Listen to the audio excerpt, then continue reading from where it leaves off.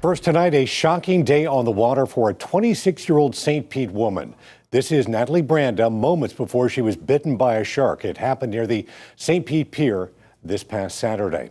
Tonight, she says doctors told her she is lucky her injuries aren't more serious.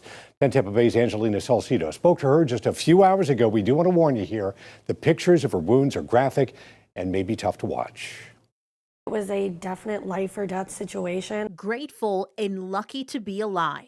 Something out there has decided that I'm not done with my journey in life. Natalie Branda is home healing now after a Saturday with friends took a turn. We took the boat out, the sailboat out for my friend's birthday. We're jumping in the water, swimming in the water. We'd been doing this for a few hours. Around 8 at night, she was going to get a floaty that fell in the water. As I was swimming, I felt pressure around my torso. Knew I was bit. I screamed, something bit me. When you hear the story and that Natalie and her friends were here at the St. Pete Pier, you probably think of the fishing dock, but she tells me they were actually 2 to 3 miles away from here when this shark found her. I swam as fast as I possibly could back to the boat. Adrenaline rushed through Natalie's body. I have to get out of this water. Is it going to come back again and attack me while I swim back? Is it going to come after my boyfriend who's swimming directly behind me?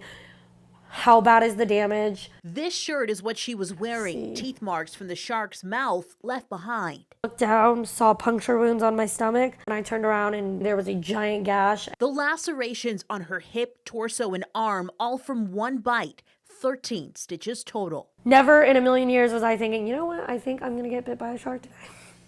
The ocean never scared me. It still doesn't scare me though. Her trauma is real, but it won't stop her from getting in the water I again. don't hold a grudge against the shark that, tried to take a bite out of me, but we're invading a habitat that belongs to large creatures who this is their home, and you have to be respectful. And unfortunately, that day I ended up being a curious little snack.